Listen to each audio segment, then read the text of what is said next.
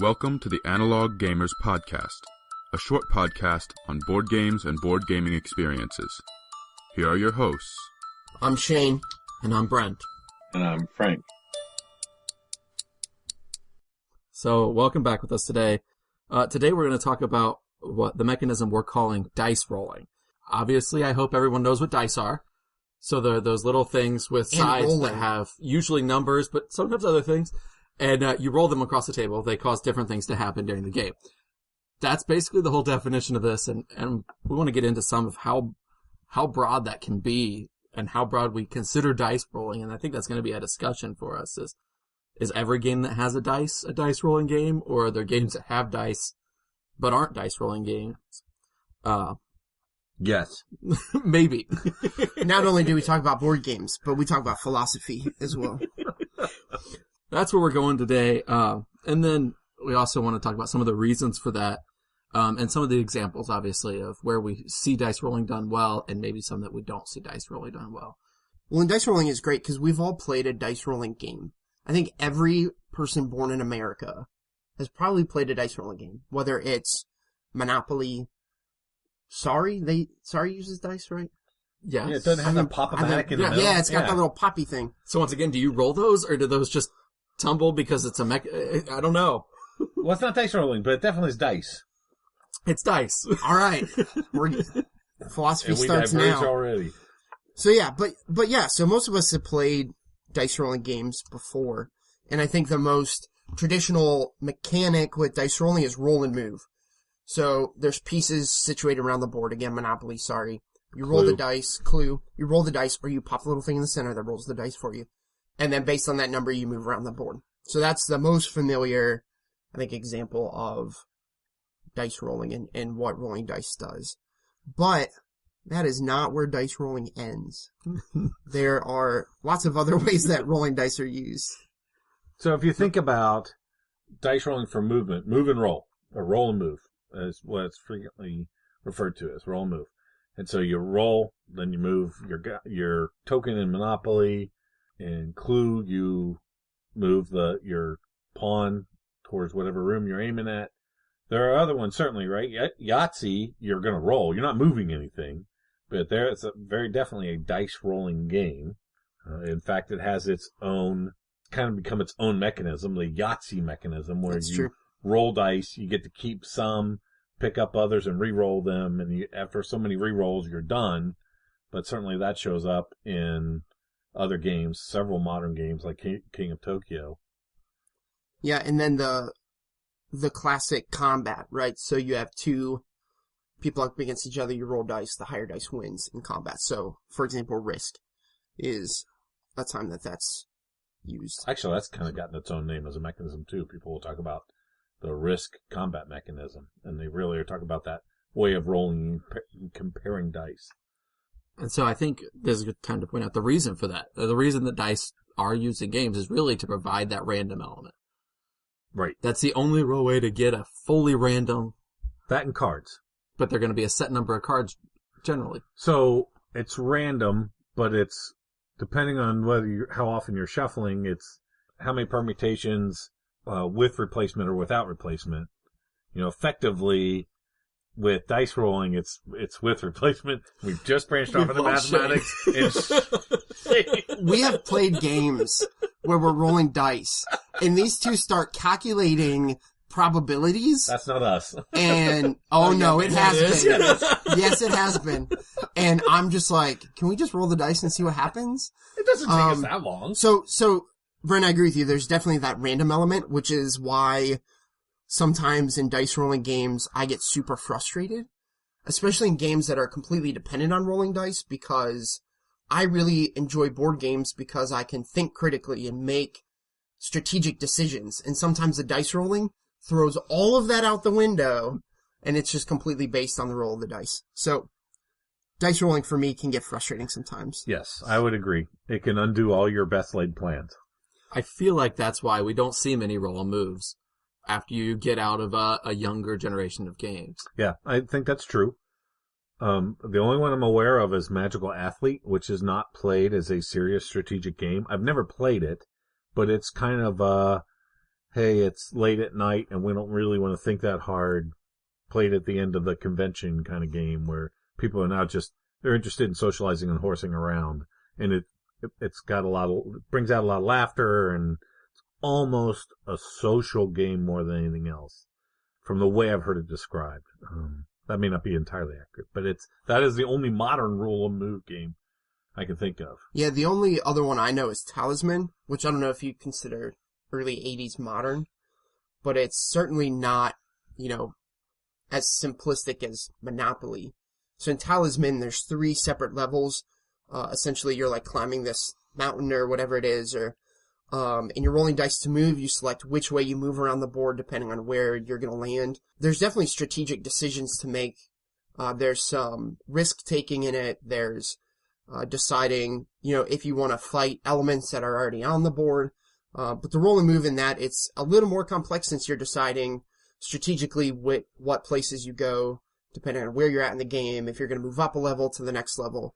But there's definitely still the feeling of not being really in control of where you're moving on the board, because the dice are going to determine the whole thing. Now, combat's still around in Yes. terms of dice rolling. Yes, certainly. We talked a little bit about this in our wargaming episode. Go ahead, Yeah, Brent. No, just different ways that you can use that. Not only the risk mechanism, where you roll and compete against each other, but just single rolls to see who wins. And certain die results have hits, represent hits, or in a lot of war games you have a combat results table, CRT, and the die results cross-referenced on a table based on the strength of the parties involved and their defensive positions and blah, blah, blah. That's how Star Wars Rebellion works, right? There's a whole table based on... No. So Star Wars Rebellion, there are hits, and depending on whether you are a small craft or a large craft, some hits, the red ones, work against large craft. Oh, okay. And the black ones work against small craft. But you're rolling So really, die to... You are rolling dice, for but hits. Okay. you're looking for certain die faces to turn up. You're not cross-referencing a table to see what the result is. And another one of my favorite games that uses die to determine hits is Clash of Cultures, which you determine your combat value and then divide it by a certain number, which determines the amount of hits. Right. one thing I want to point out, though, is some games, and I'm thinking of Fury of Dracula when I say this, when it moved to the 3rd edition, it cut out the dice rolling for combat. It was there, and they completely removed the dice from the game. Do you think that strengthened the game to remove dice rolling? I thought so, because it removed some of that. It allowed you to be a little more strategic and remove some of the randomness. So, interestingly enough. Yeah, because there have been times where we've been playing an earlier edition where you're rolling dice, and Dracula should win every single time. It's nighttime. At night. He is stocked up. You know, I'm fighting vampires left and right. I'm almost dead. And I start rolling 6s, and Dracula rolls 1. And someone and punches him in I'm the just face. punching him in the nose and somehow beat him. So That's Lindsay that does that. yeah, that's very true. Another game that uses dice for combat that I've played with my friends is Last Night on Earth. So that's a zombie game. And one of the really interesting things in that game is that it uses dice rolling for multiple reasons within the game. So not only does it use combat, but it's the way in which the players playing the zombies generate their zombies. So in a way, it could be considered kind of resource generation, because zombies are the resource they use on the board for different purposes. But I do enjoy dice rolling games that utilize the dice for multiple mechanics or multiple reasons within the game to generate different things. Not just roll and move, not just combat, not just resource generation, but dice are being used in multiple levels, which I think happens a lot in RPGs, right? So in RPGs, you're rolling the dice, but it's representing a ton of different actions for your characters. Yeah, generally in the D20 system, it represents just about everything you do. Yeah. You In can't, some way you or can't another. play the game without rolling dice. Anything that's not a gimme, anything that, is going to, there is some chance that attempting it could fail, right? Like if I say I'm going to put my sword on the floor, probably not going to roll for that. If you say I'm going to throw my sword and hit the guy in the throat so he can't even make any noise, you're probably going to have to roll for that, and you're probably going to have to roll really well. Well, and that's where they have the multiple dice of Yes. different amounts of sides there so that your probabilities change, which Shane won't figure out anyways. So we'll just leave him out Care of it. to. But whether it's a really simple thing and you're rolling a high probability, or you're just out in the wind, you're going to roll a d4 and see whether you can get a 4. If you've only ever played games with 6-sided dice, you haven't lived yet. Because games when you got 20-sided dice and 10-sided dice and 12-sided dice, you know, you can probability calculate all day long. Yes, you can. I don't. I just do what people tell me and I roll the dice and hope it comes up high. But, so Frank, earlier you mentioned this Yahtzee mechanic. Can you explain again what the Yahtzee mechanic is and then some other examples of where it's used? So, and the only game I can think of that's kind of a traditional, long-standing game is Yahtzee itself. The modern game that I am most familiar with that uses King of Tokyo, or its close cousin, King of New York, where you are rolling dice, and there are each side of the die of a die has different results. One may be an attack, one may be restores a little bit of health. So it's not numbers. It's not symbols. numbers. It's specific symbols that each end up with a slightly different effect. Then you roll. Typically, I don't even remember how many it is. 4 to begin with, 6. I don't remember. I'd have to look it up. But you roll a certain amount of these, and then if you're going for a particular result, you can say, "Okay, I'm going to hold these dice out. These are now. I'm going to save those. But I'm going to re-roll this. You know, of the 6 I got to say, I'm just making the numbers up. But I've rolled 6. Mm-hmm. I'm going to keep these 3. I like those results. The other 3 I'm going to re-roll because hopefully I'll do better. Oh, wait, now I got 2 more that got that, so I'm going to put that over with the other 3, and I'm going to re-roll this one more time, and that's it. You're done. You get 3 rolls total, and that set of results now is your result. Now, you don't have to keep them. If I roll 3, and I roll the second, if I roll 3, roll 6, keep first 3, and now I have 3 more, and I roll those, and I got a better possibility. Well, I can take some of those original 3 I held out and toss them back in the pool I want to re-roll. All of that's true. So for the mechanic, are you talking being able to re-roll the dice for new results? Okay. Just wanted to get clear on what the exact mechanic was for going after there. Yeah, we were chatting about this the other day, and I was trying to make an argument for a relationship between this mechanic and another mechanic, that of set collection. So in set collection, you're trying to collect a certain number of, usually cards. So 3 of a certain kind of card, or 4 of a certain kind of card. And I think the Yahtzee mechanism is a distant cousin, as Jenna put it, a cousin once removed, or something like that. Yeah, she said throwing shade your way. Yeah, she started giving me a hard time. But the Yahtzee mechanic being related to set collection, because you're seeking a certain set of dice to achieve a certain outcome. So in Yahtzee, you know, if you're going for 4 of a kind, you're seeking that set of 4 in the highest number possible. So I somewhat agree with you, because I think the difference is timing. I think when people talk about set collection games, they're talking about collecting a set of things over multiple turns.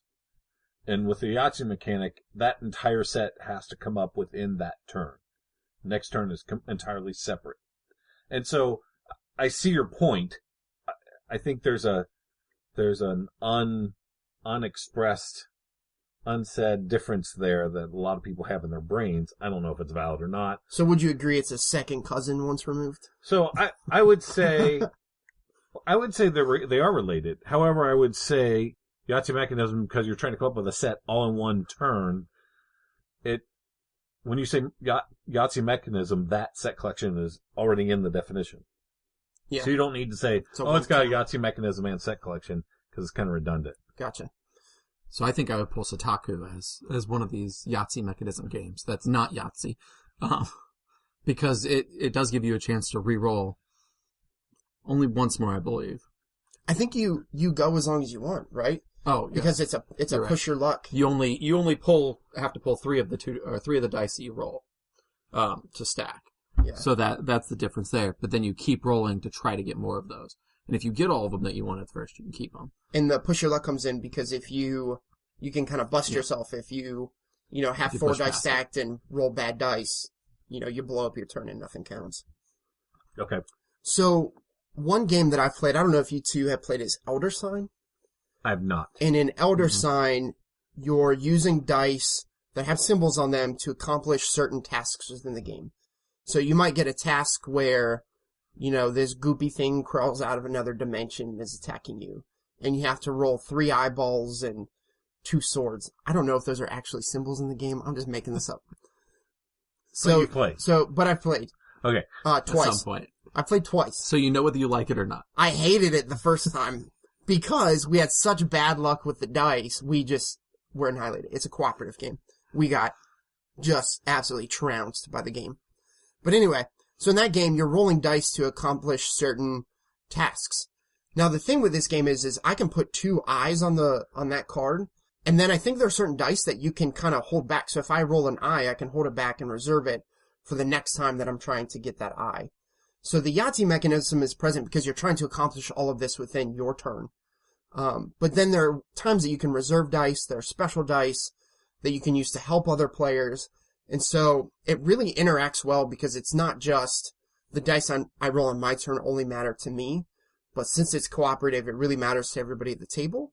But then also because I can at times reserve dice, I can give dice, it really adds for me, a much more interesting element to the game to be able to interact based on those die rolls later in the game. So when you reserve those dice, you're actually holding them from turn to turn? Yes. Or beyond your turn, let me put it that way. Yes. Because you may give them away before your next turn. Yeah, there's a potential to do so. I think there's only 1 or 2 dice you can actually do that with, 2 special dice within the game. Now the bad thing about this game, which I experienced the first time, is based on those tasks that come up and you have to roll certain symbols on the dice. If you don't have the luck to roll those symbols, you're simply going to lose the game and lose it badly. No matter how good your strategy is, you determine what tasks you want to go accomplish, who you're going to fight, who you're going to send to fight. If you roll the dice badly, you're not going to win. There's 0 possibility of winning, which is why I got so frustrated the first time I played. Whereas a game like King of Tokyo, you can roll some bad dice, 4 turns in a row, but still be doing something. So that actually ties into, there was somebody a few years ago I was listening to, and they defined the difference between how European style games use dice and the way American style games use dice is in an American game, you will decide what you're going to do and then roll to determine the result, see if you succeed or fail. Whereas a European style game, so let me back up. An example of that would be Risk. I'm going to attack Brent. I'm going to do it with these 6 armies. Now we're going to roll and see if I win or not. Okay? As opposed to a European style game, which, like Settlers of Catan, or Catan as it's known now, where you say, I'm going to roll dice, now we're going to collect resources, and now, based on the result of the dice, now I will make my decisions. So, American decide, roll, European roll, decide. It sounds like that's one of the things that Elder Sign gets caught up in, is you kind of have to make your decisions before you roll, and then the roll can bust you. And maybe that's my big beef with dice rolling is that American style of your success is based purely on the dice roll. Whereas in a Euro game, you can adjust your strategy based on the dice that come up. Right. And it's worse in the older American style games, like Clue. How many times, I don't know, I've played Clue a lot, particularly when I was younger, and I don't know how many times I couldn't come close to winning the game because I knew who it was, I knew what they had used, and I couldn't get the die rolls to get to the room I needed to get to finish out the game. Or like Trivial Pursuit, when you have all your pie pieces and you just can't for the life of you get to that middle spot. Right. Or you keep ending up on the one category that you don't know the answer to. Yeah. That's all of them for me. But yeah. I definitely understand that. Which is interesting because so if you look back, Clue, I specifically brought up Clue because there's been an attempt to correct that. And that is, there are people now who say Clue is a fine game if you take the die out of it. And the way you take the die out of it is by using action points. And we probably will talk about action points later in the season in more depth, but the idea is you get 9 action points. Each space you move counts as 1 action point. And then a move through a secret passage is 3, an accusation or a suspicion, or I don't remember what all the terms are, but those are 3. So you get up to 9 actions, however you break that up, and that way you can't be just crushed by a series of bad die rolls. And there have been other games that have done that. They've said, okay, let's change how we're going to do this, move away from dice, put in some other system, some other mechanism to replace the dice rolling mechanism, and it improves on the game quite a bit. Yeah, just like Dracula, as Brent mentioned. Although, I'm not sure I have the same sentiment towards that. Either. Really? Yeah. I actually really like the dice being taken out of that game. So, I think the biggest struggle I have, so the other version we've played is second edition. Brent has third edition. And I think probably my biggest issue is just me. And it's because the one or two times I've played third edition, I can't, because I've played second edition so often, I can't get it out of my head, and I start getting confused on, because there's some difference on day-night cycle and some other things like that. And I'm focused so much on when can I do what, and how does this work in this game, and plus there's some of the weapons, the power of some certain weapons and is drastically different. They kept the names, but changed the rules entirely. And so I end up getting caught in working the rules more than working the game sometimes. Thinking you have a stake, therefore you're dead. That's why I suggest my method is I play a game, then I forget all of the rules afterwards. So I can play the same game over, and it's like learning a new game every time. It's wonderful. Isn't always good. Alright, so what are some other of these Euro style rolling games that we've played? I think one that we all love is Alien Frontiers. Yes. It uses a different mechanism called worker placement, which we'll get into later in another episode. But you roll the dice, and then based on what results you have, you choose where on the board you can fit those into the game. And you get, it's in some ways resource, but you get things based upon how you use those dice. Even though all of it sounds like we don't like dice rolling games necessarily, I think we all can agree that we enjoy that one. Yes, worker placement is one of my absolute favorite mechanics. If you don't know what it is, don't worry. We'll explain it later. Even though it uses dice. Yeah, even though it uses dice, because there's always options. There's always options. Well, because it's that European style, right? Where you're going to roll, then decide. And you may be limited in what decisions you could make, but it's not like, oh, well, I can't do anything this time. As opposed to, oh, well, I rolled a 1, I get to move my guy 1 space, and there's nothing I can do after I move him 1 space. Right.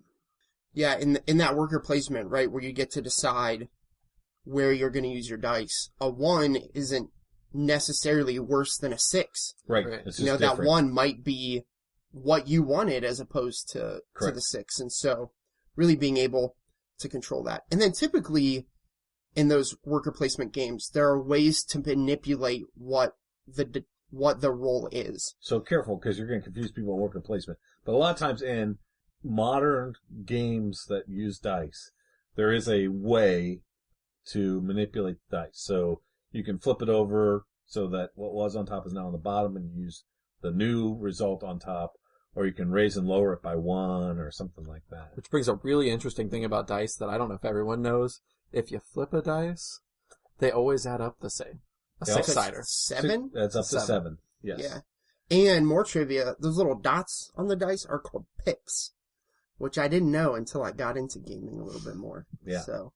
The other thing that I find interesting is that there are several games that use dice not as in any way close to rolling, but more as indicators. I'm thinking of Biblios, or what used to be called Scripts and Scribes. Same game, 2 different names. But the value on the top of the die is the relative value of the suit of cards. You have several suits of cards, and you're trying to collect the different suits, and based on each suit has a die on it, and you can change the value of the die and make that suit a more powerful suit or a less powerful suit. And all the die does, you never roll them, they're just there as kind of a multiplier of endgame scoring. So that would not use the mechanic of dice rolling. Well, not use the mechanic of dice rolling, but definitely use the dice. Yes. Right? So I guess that's what I'm trying to say is I've seen now several times where there are games that use dice, but have nothing to do with rolling the dice. Yeah, I think another kind of popular, somewhat similar game is the game of Boggle, where you're mixing up the dice. Yes. But you're not necessarily, as a player, rolling dice for yourself. Right. It's just to get the dice to show different letters, It's part of the to setup. find different words. Yeah, it's part of the setup of the game, not the actual gameplay. Yeah. And so I think that's an interesting use of dice within a game too, to represent those letters.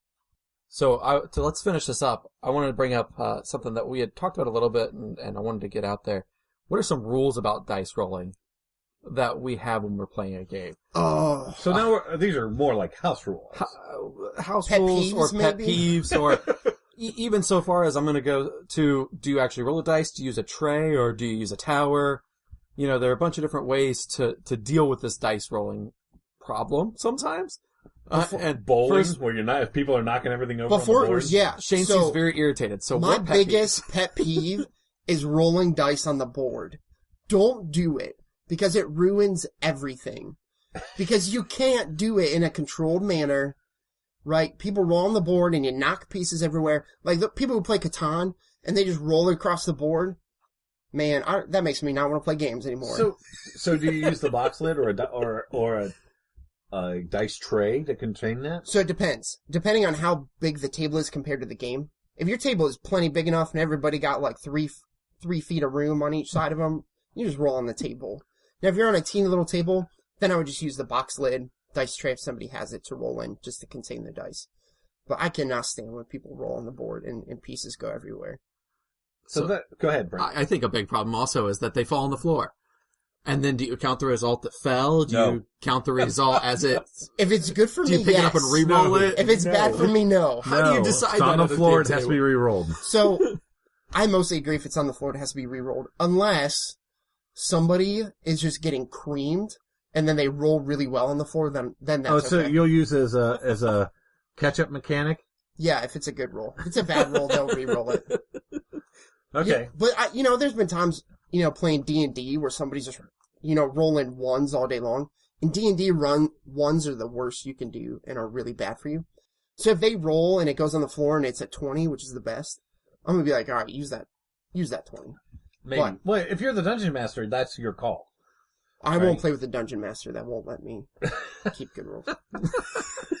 So I agree. Usually if it's So- on the floor, you re-roll it. I do agree if you're short on table space, you gotta use something. I've used dice trays. That's one case why we'll push to use a dice tower. So How does the dice tower work? I've never actually used one. So I think Dice Tower are really interesting. They have some level of shifting boards inside them usually that the baffled, dice yeah. then falls through to roll itself. So like dice plinko.